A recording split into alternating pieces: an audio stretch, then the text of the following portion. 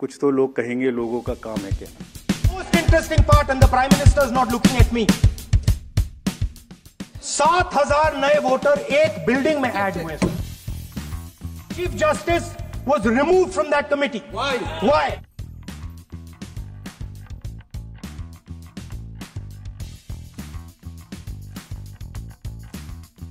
लोकसभा आणि विधानसभा या निवडणुकीच्या काळामध्ये जवळपास निवडणूक आयोगानं महाराष्ट्रात 40 लाख नवे मतदान नोंदणी झाल्याचं सांगितलं. मात्र काँग्रेसनं 47 लाख नोंदणी झाल्याचा आकडा समोर ठेवला आहे. पण नुकत्याच झालेल्या संसदेतील भाषणात राहुल गांधी यांनी तब्बल 70 लाख नवीन मतदान नोंदणी झाल्याचं सांगितलं आहे. या मतदानाचा घोळ जवळपास संध्याकाळी 6च्या नंतर झाला असल्याचा आरोप करत प्रकाश आंबेडकर यांनी उच्च न्यायालय गाठलं. आणि उच्च न्यायालयानं नुकतंच महाराष्ट्राचे निवडणूक आयोग आणि केंद्राचे निवडणूक आयोग यांना 2 आठवड्यात उत्तर देण्याची सक्ती दिली आहे. या संदर्भात प्रकाश आंबेडकर नक्की काय म्हणाले ते आपण पाहूया. 2 मुद्द्यांवरती आम्ही गेलेलो आहोत. एक हा 6 नंतर झालेलं मतदान जे आहे त्या संदर्भातला असणारा जो स्लिपचा रेकॉर्ड आहे तो रेकॉर्ड चीफ इलेक्शन कमिशनच्या ऑफिसमधनं जे रिप्लाय मिळालेला आहे तो आमच्याकडे नाही आहे. हा एक इश्यू आहे. आणि दुसरा इश्यू असा आहे की रिझल्ट्स इलेक्शनचे डिक्लेअर करताना पोल वोट्स आणि काउंटर वोट्स यांची जुळवणी झाली पाहिजे. यांची जुळवणी झाली नसेल तर मग रिटर्निंग ऑफिसर जे आहेत ते रिटर्निंग ऑफिसरनी तो सगळा दस्तऐवज इलेक्शन कमिशनकडे पाठवला पाहिजे आणि इलेक्शन कमिशन जे डायरेक्शन देईल त्या डायरेक्शनप्रमाणे त्यांनी तो निकाल दिला पाहिजे. आम्ही कोर्टाला सरस तिथे हे म्हणालेलो आहोत की आरओनी म्हणजे रिटर्निंग ऑफिसरनी जिथे जिथे पोल वोट्स आणि काउंटेड वोट्स जुळत नाही आहे ते सगळे मॅटर्स इलेक्शन कमिशनला पाठवलेत का, पाठवणं हे कंपल्सरी आहे का याचं एक्झामिन करावं. आणि पाठवले नसतील जिथे जिथे पोल वोट्स आणि काउंटेड वोट्स डिफरन्स आहे तर तिथल्या मतदाराच्या संदर्भातलं किंवा निवडणुकीच्या निकालाच्या संदर्भातलं कोर्टाने योग्य निर्णय घ्यावा असं आम्ही कोर्टापुढे मांडले. कोर्टाने नोटीस इश्यू केलेली आहे. तो नोटीस जी आहे ती चीफ इलेक्शन कमिशनला इश्यू करण्यात आलेली आहे. दुसरी जी आहे ती महाराष्ट्राचे इलेक्शन कमिशन जे प्रतिनिधी जे आहेत चीफ इलेक्टरल ऑफिसर त्यांना असणारं त्या ठिकाणी देण्यात आलेली आहे. आणि तिसरी नोटीस जी आहे ती युनियन ऑफ इंडिया यांना देण्यात आलेली आहे. आजपर्यंतच्या इतिहासात लोकसभा आणि विधानसभा दरम्यान नवीन मत नोंदणी जास्तीत जास्त 10 ते 12 लाख झाली असेल. पण हे पहिल्यांदाच असं झालं की निवडणूक आयोग सांगते 40 लाख नवीन मत नोंदणी झाली आहे. त्यामुळे कुठेतरी संशय निर्माण होण्याचं चित्र निर्माण झालं आहे.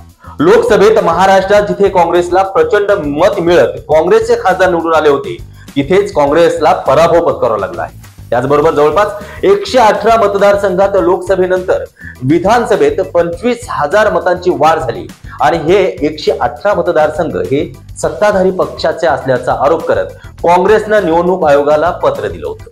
संसदेमध्ये राहुल गांधी यांनी आक्रमक भाषण करत नरेंद्र मोदी यांना देखील टार्गेट केलं. पंतप्रधान नरेंद्र मोदी हे माझ्याशी नजर मिळू शकत नाही त्याचा टोला देखील राहुल गांधी यांनी लागवला आहे.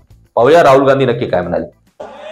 The most interesting part, and the Prime Minister is not looking at me. Population of Himachal Pradesh has voted, has voted in Maharashtra. We are saying to the Election Commission, please give us the names and addresses and polling booths of all the workers in the Lok Sabha and all the workers in the Vidhan Sabha so we can calculate who these new workers are. Who these new voters are. Interestingly, the new voters are mostly in the constituencies that the BJP has swept. Please understand, the new voters have been added mostly in the constituencies where BJP has swept. I am still not making an allegation. I am saying on the floor of the House that the Election Commission has to give the data of the Maharashtra elections to the Congress Party, to the Shiv Sena and to the NCP so that we can see exactly where these voters have been added who has been subtracted, who has been added, where they have been added. This is not a irresponsible request.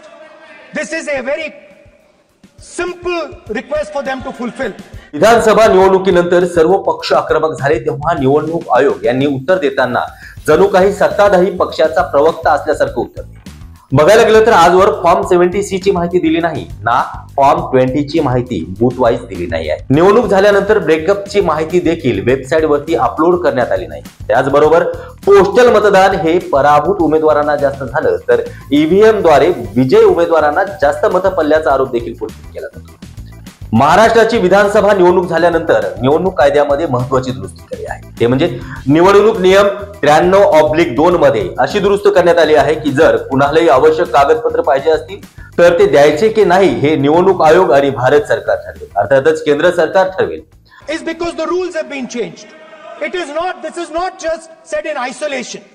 Speaker sir, the election commissioner used to be chosen by the Prime Minister, leader of opposition, and the Chief Justice. Sir, the Chief Justice was removed from that committee. Why? This is the question, sir. This is the question to the Prime Minister. Why was the Chief Justice removed from the committee? Now, in a few days, I'm going to go to the meeting. There's going to be Mr. Amit Shah and Mr. Modi ji. And there's going to be me. 2-1. Why am I even going to the meeting? What is the purpose of me going to the meeting? आता याकडे निवडणूक आयोग कशा पद्धतीने पाहतं आणि उत्तर देतं हे पाहणं देखील गरजेचं आहे. अशाच पद्धतीने महत्त्वपूर्ण माहिती जाणून घेण्यासाठी आजच आमच्या चॅनलला सबस्क्राईब करा आणि बेल आयकॉनला क्लिक करा. मुंबई, पुणे, नागपूर, मराठवाडा असो का विदर्भ, राजकीय, सामाजिक, शैक्षणिक क्षेत्र असो का क्रीडा, सर्वच घडामोडीचे विश्लेषण पाहायला विसरू नका. फक्त देशोन्नती न्यूजवर.